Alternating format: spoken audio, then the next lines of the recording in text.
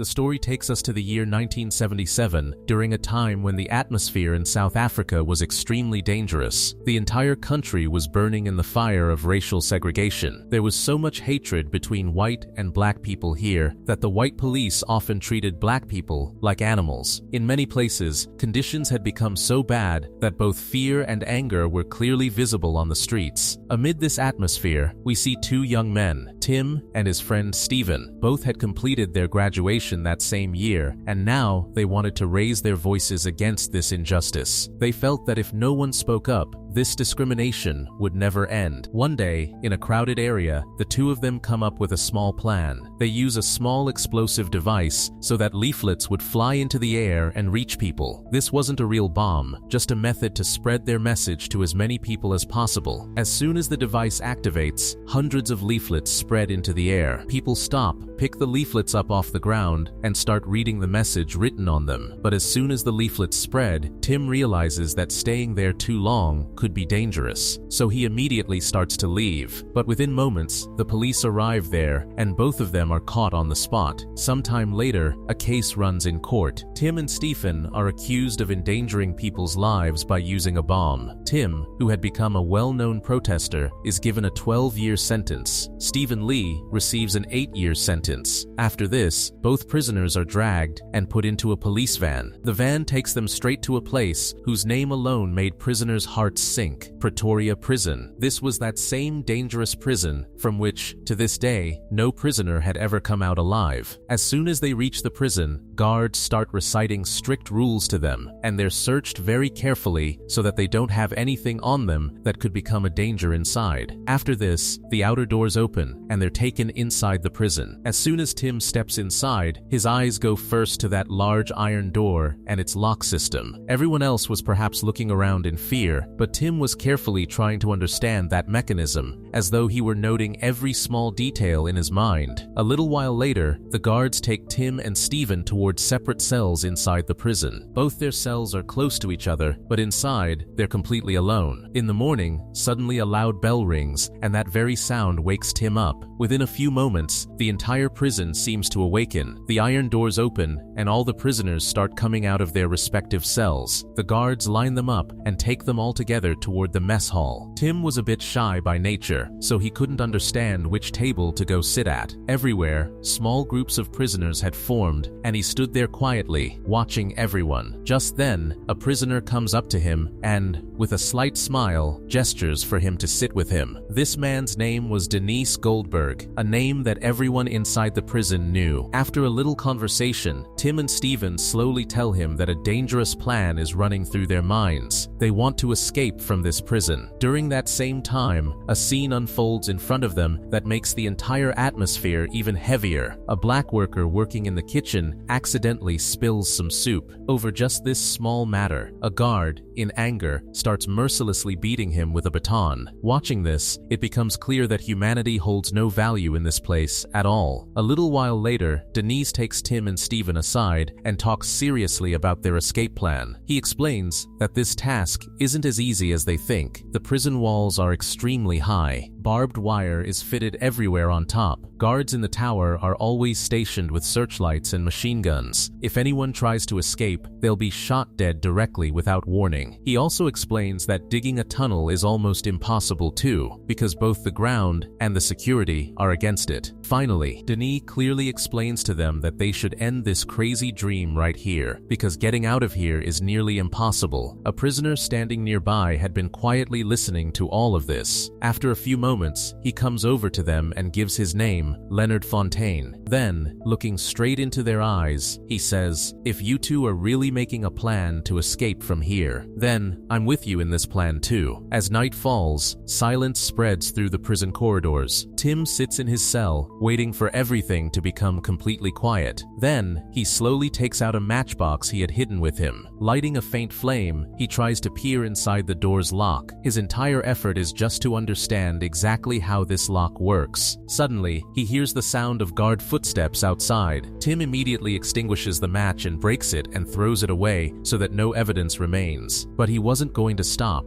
For several nights, he keeps doing this same thing, a little light, peering inside the lock and trying to memorize every small detail in his mind. One night, he adopts a new method. He takes a small piece of paper and presses it onto the keyhole. Then, slowly, with a pencil, he starts tracing its shape. After this, he puts another piece of paper in to try to understand the internal structure of the lock. Now this wasn't just curiosity anymore. Tim was slowly preparing the path that might perhaps lead them out of this prison. Meanwhile, Leonard was also ready to help them. One time, he deliberately starts making a loud commotion so that the guard's attention would turn toward him, and during that time, Tim would get a chance to steal the keys. But circumstances aren't so easy. Tim isn't able to get the keys at the right time, and this opportunity slips away too. Now they understand that stealing the keys directly is nearly impossible, so they'll have to find another way. A few days later, during exercise time in the yard, Tim slowly goes near a guard.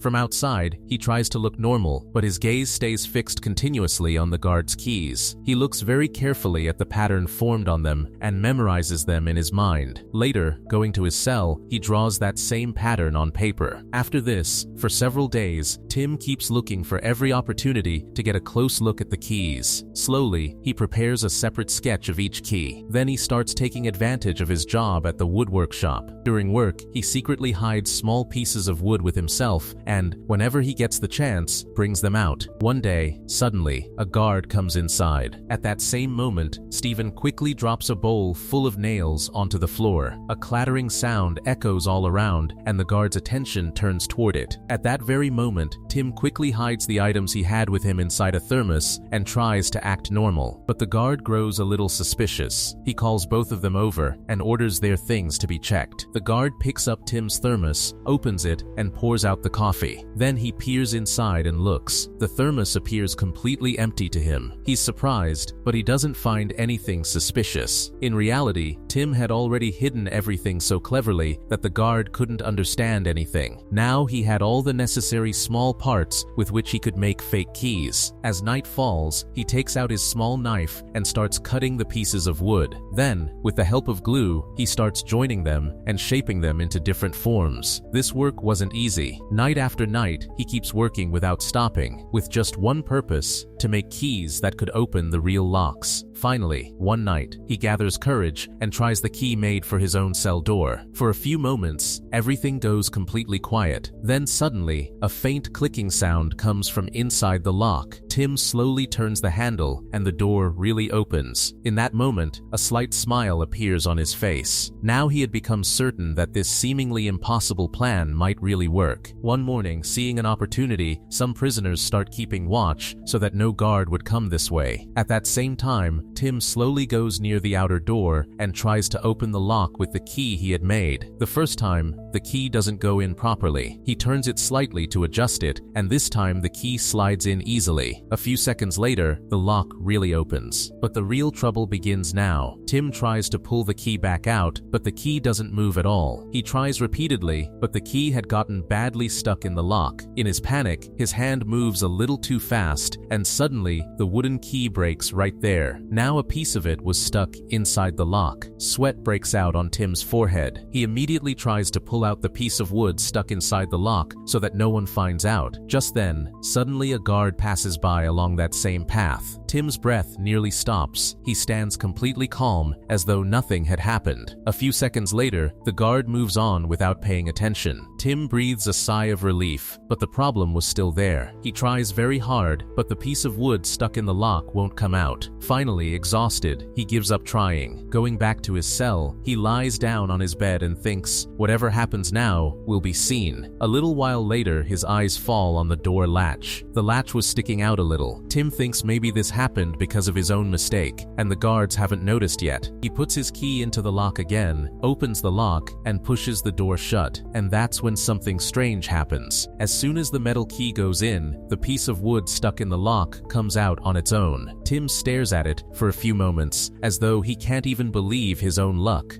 Meanwhile, on the other side, a visitor comes to meet Leonard. It was his young son. Leonard becomes a little emotional seeing him. He comforts him and says he loves him very much and will see him again soon. Then, he goes and stands near the window and quietly starts looking outside. But just then, a guard starts shouting at him in anger because he had gotten too close to the window. His loud voice frightens the child. At that same moment, the boy's mother comes in and immediately takes him away with her. Leonard, in anger, starts shouting at the guards because they had cut short his time with his son. Later, he tells Tim and Stephen that he can't stay in this place any longer. He wants to get out of here as soon as possible. But then a new problem comes up. The outer door could only be opened from outside. This meant that even if they managed to reach it, opening it from inside would be nearly impossible. After thinking for quite a while, the three of them come up with a strange method. They plan that a wire would be inserted through the barred window and the key would be delivered to the lock through it. But there was one problem with this method. The key could go in, but it couldn't be turned. Now the three of them sit in an empty cell trying to find a solution to this problem. Just then, suddenly a guard comes there and quietly starts listening to their conversation. As soon as Leonard notices him, he immediately signals to Tim and Stephen, and all three fall completely silent. The guard asks with suspicious eyes, "What were you all talking about?" They quickly say nothing and start cleaning up so the suspicion would go away. During that same time, an idea suddenly comes to Stephen's mind. He slowly says that if a broom were used, maybe the task could work, because a broom is long enough to easily reach the window's lock. But then the same question comes up: how would the key turn? Tim gets the answer to this later, while he's working in the woodwork shop. There, he sees a prisoner operating a wooden mechanical machine, and at that very moment, a new idea flashes through his mind. Now he understood that he had perhaps found a way to turn the key from a distance. Tim now starts working on his next step.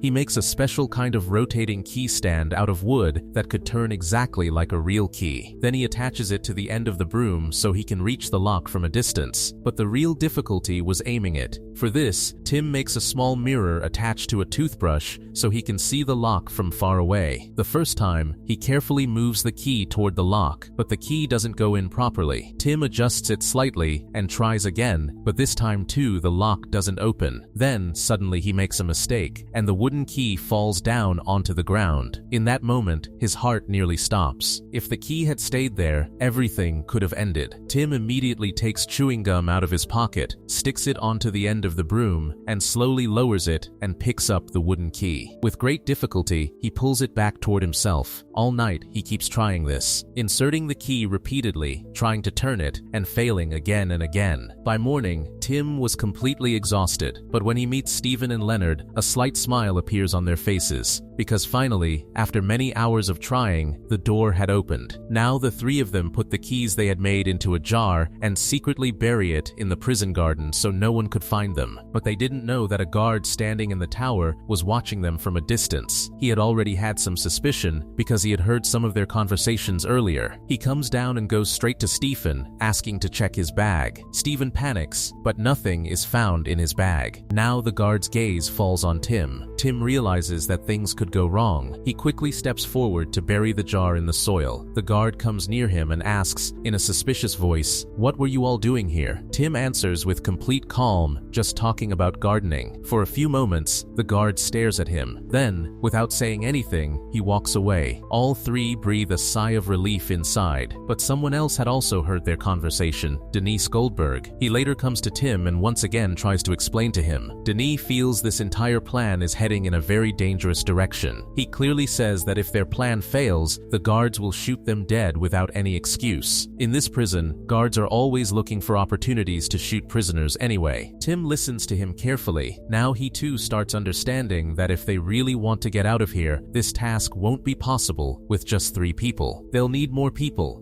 who can handle different responsibilities. That's why they slowly start including more prisoners with them. Most of them were people who were political prisoners and were already standing against this system. Slowly, a small secret group forms, and now every new member starts becoming part of this dangerous plan. Now more and more people start joining this plan. Someone arranges clothes to wear after getting out, someone gathers necessary tools, and someone brings items that could be useful during the escape. Right before their eyes, this small idea starts turning into a big and extremely dangerous mission. But along with this, the danger also starts increasing increasing. One guard now started keeping a special eye on Tim. He had become convinced, deep inside, that Tim and his companions were preparing to do something big. The only problem was that he had no solid evidence, so he could only watch them from a distance and wait for the right moment. Meanwhile, one day a black prisoner quietly comes to Tim and gives him small bars of soap. Tim immediately understands how useful this thing is for him. When he gets the chance, he carefully presses the shape of the real keys onto the soap so that exact fake keys can be made. After finishing the work, he hides those soaps under the trash can so no one would suspect anything. Sometime later, that same guard comes into Tim's cell. He gives him new glasses and, laughing, tells him a frightening piece of news. He says that the black prisoner who had helped him tried to escape, so he was shot dead. Hearing this, anger starts boiling inside Tim. He wants to say something right there, but he holds himself back. He knew that even one small mistake in this place could cost him his life. Now Tim and Leonard decide that just making a plan isn't enough. They'll also have to practice it. So one night, both of them slowly open the locks of their cells. Then, opening the entire block's door without making any sound, they start moving toward the stairs. Reaching downstairs, they see that a heavy-set guard sitting in the guard booth is listening to classical music loudly. This was a good opportunity for them. They slowly move forward and try to open the lock of the next door. But just as the key is about to turn, suddenly the music stops. Both of them freeze completely. The guard gets up from his chair and slowly starts coming toward the door. Tim and Leonard immediately close the door and, panicking, start looking for a place to hide. Going back up was now impossible, so they slip inside a cabinet kept near the stairs. Both of them stand inside, holding their breath. But a new problem arises. The cabinet door wasn't closing properly. The guard slowly comes near the stairs, mutters something, then, without paying much attention, goes back upstairs. As soon as the sound of his footsteps fades away, Tim and Leonard breathe a sigh of relief and try to move forward again. They pass by the booth and see that the record player had gotten stuck in one spot, which is why the music had stopped. They move forward and open another door. But at that same time, the guard sitting upstairs peeks inside their cells. He sees something that looks like a human under the blanket, but in reality, it was just a pile of pillows arranged as though someone was sleeping. Just then, a prisoner in a cell upstairs suddenly starts coughing loudly. Hearing that sound, Tim and Leonard understand that moving even one step further now could be very dangerous. They immediately turn back. Slowly closing all the doors, they hide in that same cabinet again. Within a short while, the guard comes downstairs. He notices something strange on the floor, small sweat marks that had fallen while they were running. He looks at them for a moment, then, without thinking much, rubs them out with his shoe and walks away. As soon as the guard leaves, Tim and Leonard take a deep breath. The danger had passed. Both of them quietly return to their respective cells. But now, they clearly understood how dangerous the real escape night was going to be. As morning comes, Captain Snepple arrives at Tim's cell with some guards. From exhaustion after the previous night, Tim was in such a deep sleep that even the loud bell couldn't wake him. The guards shake him awake and immediately start asking questions. Snepple finds this strange because Tim had no illness. He immediately becomes suspicious that Tim was awake all night. He keeps asking him what he was doing at night, but Tim keeps saying only one thing to every question: "I'm sorry, Captain." Hearing this, Snepple gets even more furious. In anger, he threatens him that if he's found sleeping late again, he'll face bad consequences. After this, they push him and drop him out of his cell and start searching the entire cell. During that same time, Tim and Stephen see that the guards are also badly ransacking Leonard's cell. They take out all his son's letters and start tearing them up. Seeing this, Leonard can't hold himself back and in anger tries to stop them, but the guards immediately grab him and drag him away. A little while later, he's put into solitary confinement, where, in anger and helplessness, he keeps cursing the guards' cruelty. After this, Snepple calls Tim into his office. He starts scolding him for restricted books and papers. In anger, he picks up all of Tim's belongings and throws them onto the ground, and that's when his eyes fall on something strange. A small piece of a wooden hidden key that Tim had forgotten to throw away by mistake. Seeing this, a wave of panic runs through Tim. Snipal picks up that piece and starts examining it carefully, as though trying to understand exactly what it is. Then, he looks at Tim and asks, "What is this?" For a few seconds, the atmosphere becomes completely silent. Then Tim, steadying himself, answers, "It's a photo stand." Snepel still looks at him with suspicious eyes. The matter isn't completely clear, but the answer isn't so strange either that he could immediately prove something. Finally, he warns Tim that if he's really planning something, he'll pay a very heavy price, and then he leaves. As soon as the guards leave, Tim's hands start trembling slightly. Hiding such a big plan right under the guards' noses wasn't easy. Slowly, this pressure starts breaking him from inside. He keeps getting panicky, as though a panic attack is coming. But even so, he steadies himself and, instead of stopping, starts working even more carefully. Learning from his previous mistake, he now starts hiding the keys in different places so that even if one is found, the rest stay safe. They keep practicing their plan repeatedly, and each time they learn something new. Meanwhile, one night, Tim goes to the dentist. After treatment, when he's heading back toward his cell, his eyes fall on an electric door along the way. The door wasn't working properly. He calls the nearby guard and has him open it, and at that very moment, a new thing becomes clear in his mind. If they really want to get out of here, finding a way to open this electric door will be extremely important, because the real path perhaps passed through here. The next day, Tim is quickly taken back from the courtyard. The reason was that he had seen something outside that he perhaps shouldn't have seen. A new guard tower was being built outside the prison. This clearly meant that security was going to become even tighter. Later, Tim stands in front of the rest of the political prisoners and says that now they have a total of 39 keys to open the 15 doors present inside the prison. Even after doing all of this, they were still hesitant about escaping, because unlocking locks was one thing, but really, getting out of that prison alive was a completely different and much more dangerous task. Denis clearly refuses. He says this plan is very dangerous and everyone could lose their lives in it. Tim tries to explain to him that if they stay here quietly, it would mean they've bowed down before this unjust regime. But the rest of the prisoners agree with Denis. This is where the atmosphere becomes a little heated. An argument breaks out between Leonard and Denis. Leonard doesn't want to wait any longer. He felt that if they didn't leave now, maybe they never would. Finally, the argument escalates so much that Tim, Stephen, and Leonard decide they'll separate the rest of the prisoners from this plan, and only the three of them will carry it out. That same night, just before going to sleep, Captain Snepel once again comes into Tim's cell. Without saying anything, he starts rummaging through his belongings, as though still suspecting that Tim is hiding something. A little while later, without finding anything, he leaves. As soon as the guard leaves, Tim immediately springs into action. With the help of a small wooden tool, he gives Stephen a piece of newspaper. Inside that newspaper, a map of the prison had been very cleverly hidden. This map had been secretly printed by an anti-apartheid organization so that correct information could reach the prisoners locked inside. Now almost everything was ready. The three of them sit together to discuss their entire escape plan one last time. Tim slowly opens the door of his own cell. Then, one by one, he also opens the doors of Stephen and Leonard's cells. Before leaving, he asks Denis one last time whether he wants to come with them. But Denis still refuses. He just wishes them luck and quietly watches them leave. As soon as they come out of their cells, all three take out their hidden bags. Inside those bags were necessary clothes and some essential items for getting out. Now the most dangerous step of their lives was about to begin. They slowly start changing their clothes so they wouldn't look like prisoners when they got outside. At that same moment, a heavy-set guard sitting downstairs suddenly needs to go to the bathroom. He quickly goes there, but the bathroom was jammed. Frustrated, he goes toward the cabinet near the stairs where cleaning supplies were kept. He starts removing the boxes and containers kept inside. He takes everything out one by one and finally finds the plunger. But just then, his eyes fall on the door and he notices something strange. A paperclip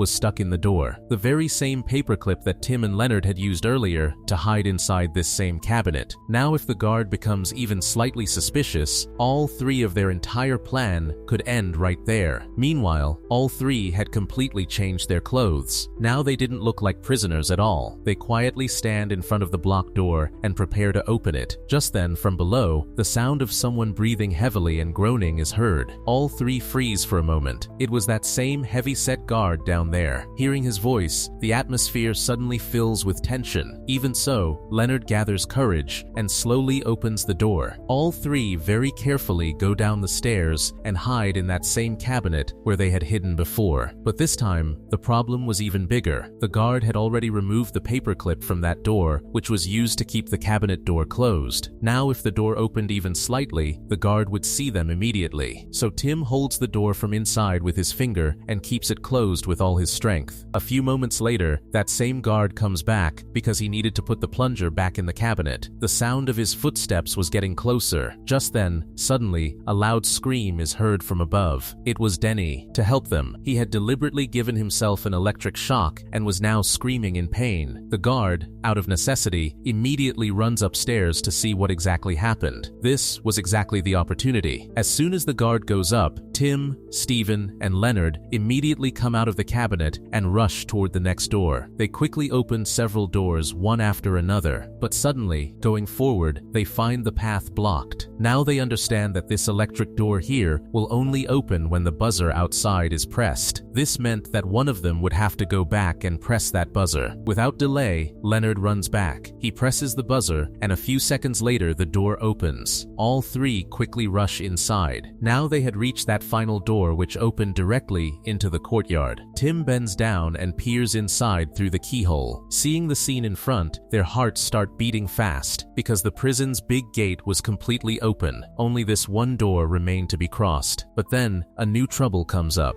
None of the keys they had were working in the lock of that white door. They try all the keys one by one, but the door doesn't open. Seeing this, disappointment becomes clearly visible on all three faces. Now they had very little time left, and going back had also become nearly impossible. Finally, they decide that they'll have to break the lock. Leonard immediately takes out his hacksaw and starts striking the door's lock with all his strength. The sound of every strike hitting the metal was frightening them even more. Meanwhile, Tim stands near the door keeping watch, because if any guard came at that moment, everything could end right there. Just then, from a distance, the sound of heavy footsteps is heard. The heavy-set guard was slowly approaching them. Tim, panicking, tells Leonard to work faster. Leonard keeps striking hard with his hacksaw until the lock's latch becomes clearly visible. Finally, the lock breaks off. All three quickly put on their remaining clothes and open the door. As soon as they step outside, Tim's eyes fall on an armed guard coming toward the wall.